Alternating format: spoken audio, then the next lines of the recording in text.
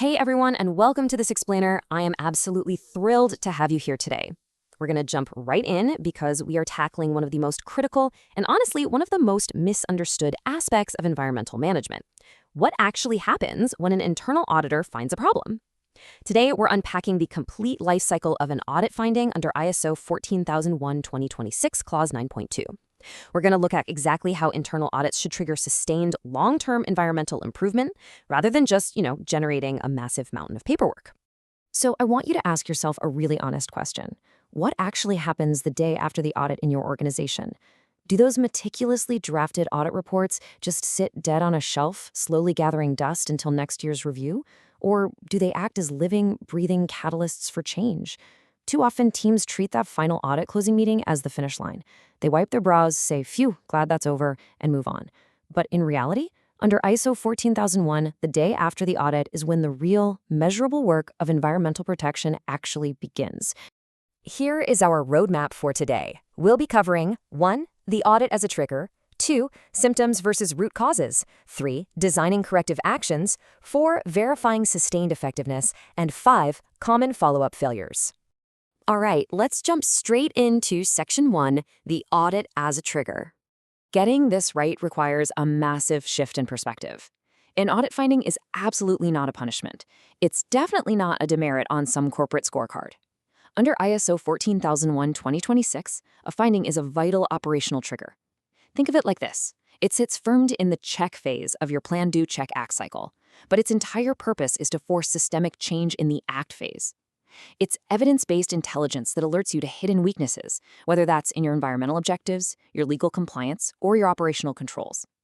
By treating these findings as highly valuable data, you get exactly what you need to mitigate risks before a minor procedural slip turns into a major environmental incident. Now, as you know, not all audit findings are created equal, which means your response strategy shouldn't be either. Findings are classified based on impact and risk. A major nonconformity, that's a systemic or high-risk failure, like continuously ignoring a critical regulatory threshold. A minor nonconformity is usually just an isolated lapse, maybe one missing signature on a manifest. And observations, well, those are your opportunities to optimize processes before things even break. This classification isn't just bureaucratic red tape. It is quite literally a roadmap for prioritizing your resources. High-risk findings demand your immediate time, attention, and budget, while lower-risk issues can be strategically folded into your longer-term improvement plans. Moving right along to Section 2, Symptoms versus Root Causes. Once a finding is triggered, you've really got to adopt the mindset of a detective returning to the scene. There is a stark difference between superficial fixes and true root cause fixes. It's basically a medical analogy, right? If a faulty valve is degrading and leaking chemicals onto the factory floor, just wiping up the spill or, sending a quick email reminding an operator to be careful is merely treating the symptom. The underlying disease is very much still there. A root cause fix means investigating exactly why that valve degraded in the first place. It means redesigning the component, maybe changing the procurement specs, or automating the monitoring system entirely so a spill becomes physically impossible. The core principle is spelled out right in the standard. Clause 9.2 absolutely demands that you identify the underlying systemic factors. Did that spill happen because of inadequate training budgets? Was there a fundamentally flawed standard operating procedure? Is leadership simply not allocating enough resources for preventative maintenance? If you don't dig down to this foundational level, you are doomed to repeat the exact same nonconformity on your next audit. And trust me, your auditor is going to remember.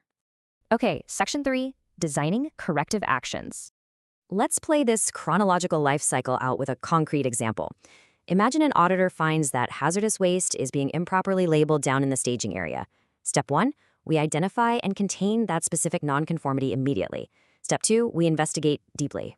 We find out the root cause isn't just a lazy employee. Actually, the labeling procedure is totally outdated, and the training materials are in a language the night shift doesn't fluently speak. Step 3, we implement the action. We translate the training modules, update the core procedure, and maybe even introduce an automated color-coded digital labeling system. And finally, Step 4, we verify its effectiveness. We don't just say we fixed it, we prove that it actually works in the real world.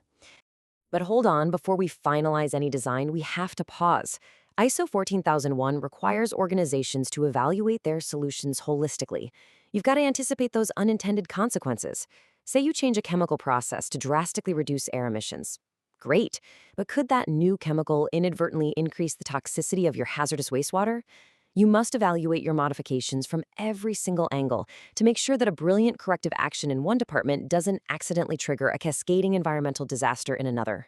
Which perfectly sets up Section 4, verifying sustained effectiveness. Let's really zero in on this definition, paying special attention to the terms objective evidence and permanently prevented. There's a massive fundamental difference between simply updating a spreadsheet to mark a task as done and actually proving that the new process stopped emissions from happening over the entire last quarter. Closing a corrective action in your documentation software does not mean the real-world environmental risk is resolved. The paper reality has to match the physical reality. And look, auditors have a built-in lie detector for weak evidence. Let me be incredibly clear. A self-declaration or a quick email from a manager just saying, "Yep, we fixed it," will absolutely never pass an ISO assessment. Auditors love data. You need strong evidence to back up your claims. They want to see updated procedures formally released and signed off. They want time-stamped photos of the newly installed containment equipment. And most importantly, they want multi-month data trends that unequivocally prove the system is performing better over time. Gathering that strong evidence, well, that requires immense patience and a deep respect for the timeline. It is so tempting to close out findings quickly just to make a KPI dashboard look green, but you cannot rush verification.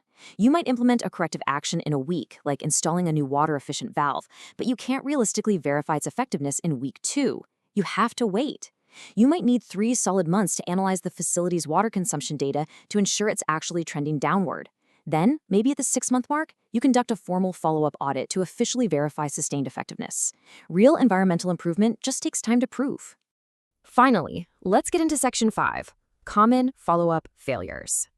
We are entering the graveyard of good intentions here, and the stakes are incredibly high. An unresolved audit finding isn't just a paperwork error or some administrative nuisance, as this highlights. It translates directly into physical environmental damage, massive regulatory fines, legal liability, and a huge operational drag. When follow-up fails, the entire environmental management system fractures. It literally leaves the organization totally exposed to the exact risks the audit program was designed to prevent in the first place.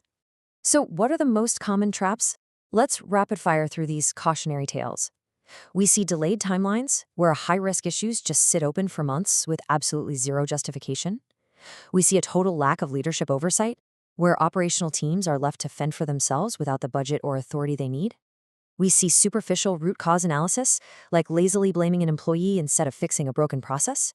We see actions closed out in the software without any actual field verification. And finally, poor documentation, meaning even if you did fix the problem flawlessly, you can't prove it to the auditor when they return. All of these signal a deep, deep breakdown in the organization's broader environmental governance. And that brings us to the ultimate failure point. Under Clause 9.3, management review is mandatory. Follow-up failures almost always happen when operational corrective actions are completely disconnected from top management. If leadership isn't actively looking at the audit follow-up data to inform their strategic resource allocation, like, say, approving the capital expenditure for new monitoring tech, then the system's broken. The boardroom can't fund the fix if they don't even know the problem exists. Audit results must travel all the way up the chain. The crucial point I want to leave you with today is the number one continuous cycle of improvement. That is the ultimate overarching goal of Clause 9.2. An audit finding should seamlessly feed into a rigorous investigation, which drives a targeted action, which demands patient verification, which ultimately results in a permanently stronger organization. So I'll leave you with this provocative question to take back to your team. Are your audit follow-ups just checking a box, or are they truly solving the root problem once and for all? Thank you so much for hanging out with me for this explainer, and I will catch you next time.